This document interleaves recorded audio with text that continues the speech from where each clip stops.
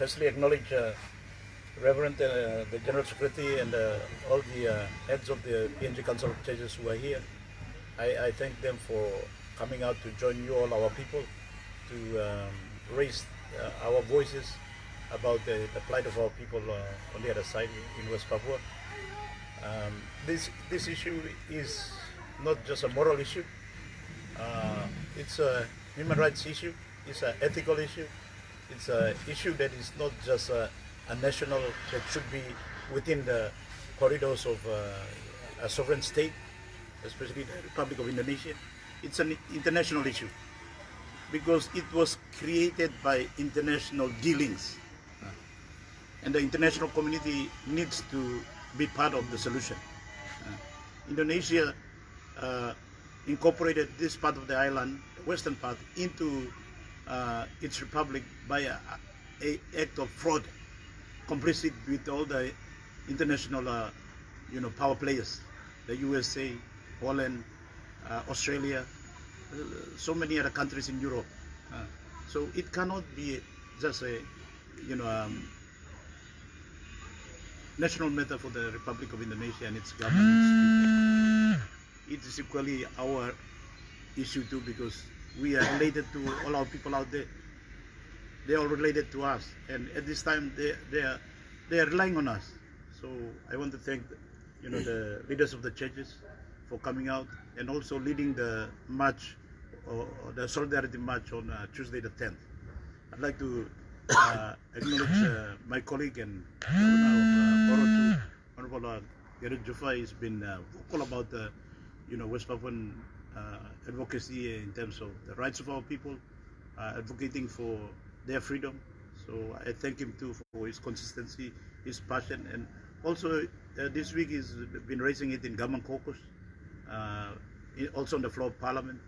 Opposition too has been raising it. I want to acknowledge Prime Minister Honorable James Marapetu. It's not an easy issue.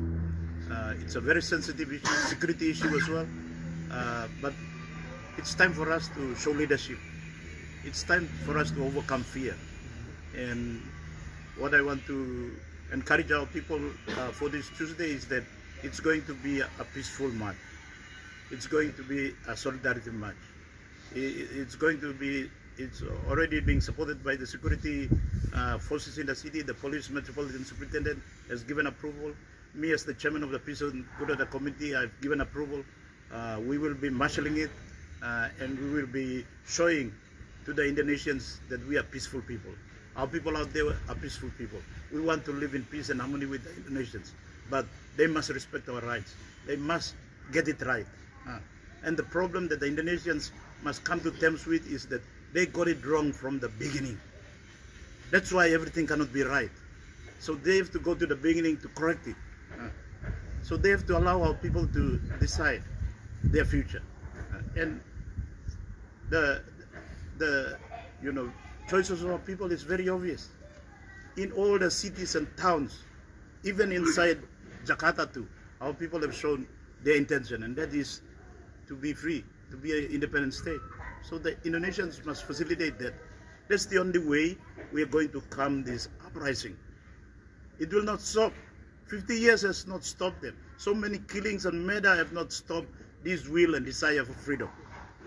And so Indonesia must come to terms with that and facilitate it. PNG government and all the Pacific countries, they must also understand too and acknowledge too that our policy in the past, based on fear, has not solved anything. In fact, it's exacerbated the situation. It has pushed our people to a corner where they now have to do everything, including acts of violence or act of, mass protest, in order to realize their desire, the same freedom that we enjoy in Papua New Guinea. So fear has not worked. It has not solved anything. So we must be courageous. We must become fearless. We must be brave for peace and harmony for the future. And so this solidarity march on Tuesday, let me assure our people in the city that we are not protesting against PNG government or Indonesian government. PNG government, as its time, is processed to address the situation. This is a opportunity where our people who feel strong in their hearts and minds to come and express themselves. Same time to show solidarity to our people. They've been standing alone for 57 years. We have failed them. And we are not free, as my colleague governor said, if our people on the other side are not free. We can't call ourselves Christian nation if our people on the other side, live in bondage and suffering and being murdered. We cannot call ourselves tribal Melanesian people, because we know that in our tribe, we stand up for our tribesmen and women. So how can we, Papua New Guinea, now on the eve of 44 years independence, go to a celebration when our tribesmen and women just on the same land, same, environment, same culture, same song, same kundu, same kaukau, same saksak, same kapul, same fish. Everything is the same language too. Everything is the same. So this march is going to be a peaceful march. We are going to show to the Indonesians that we are better people. We are not racist. We respect Indonesians. We want a good relationship with Indonesians. We want to live in peace with Indonesians, but they must respect us and our people and our rights to be free people, to be good neighbors with them. This is why I want to assure everyone that it will be a peaceful march. And so as governor, I'm calling on all our people in the city to turn up. Turn up now. Turn up on the 10th and show that our people out there, they have brothers and sisters here. They have people who have hearts and minds and are concerned about them, and that they are not alone. This is the message that we want to convey on the 10th. I want to appeal to members of parliament too. They should come and join us. From government and opposition, there are many of them out there. They are not speaking their mind. Of course, PNG, we have a lot of challenges, but this pales into, insignificance or very low, our challenge compared to the suffering our people are facing out there. They have this, pressure and all the suffering and the hardship that they're facing for the 57 years. Now it's exploding, and we cannot control it unless we allow our people a venue to exercise their rights. The Indonesians can't control it. No Papua New Guinea can control it. It cannot be stopped. Only way it will stop is give them their rights. Allow them to exercise their choice. They stay in Indonesian Republic or be a free nation. Very simple. All the people of the world have been given that rights. All the countries of the world have been given that rights. Why not our people of West Papua? It's very simple. Indonesia also the key, and Indonesia must become part of the solution, not the problem. They've been the problem for 57 years. They must be part of the solution. So the march is not against Indonesia. We don't hate Indonesia. I don't hate Indonesia. I'm sure my brother here don't hate Indonesia. But they are harming our people. They are causing blood to run on our ancestral land. And we can't stand for that. I can't stand for that. That's why we are mobilizing on Tuesday. And I want to appeal to the rest of the country.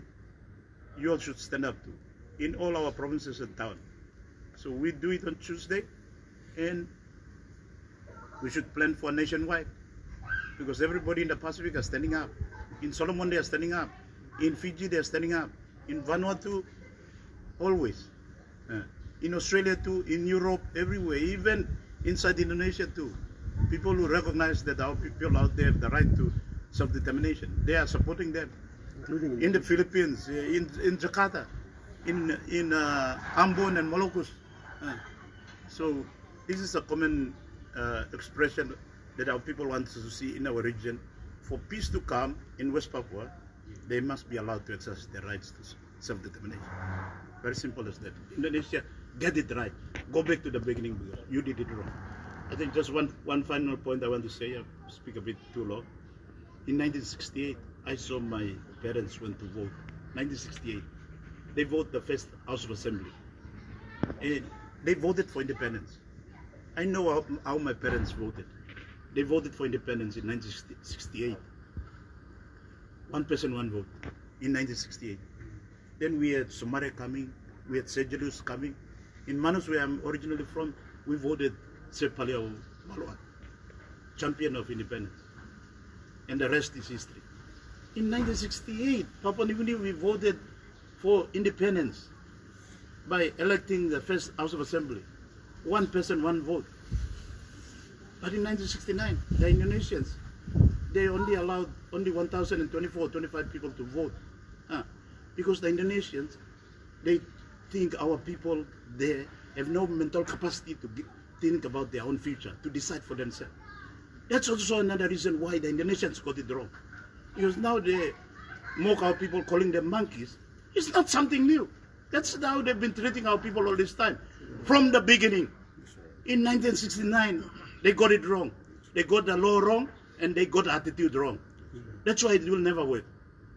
That's why they must accept that the solution is that our people are allowed to go free. Then Indonesia will be free, we will be free, we will have a better relationship with the Indonesians in future, going forward. I think that's all.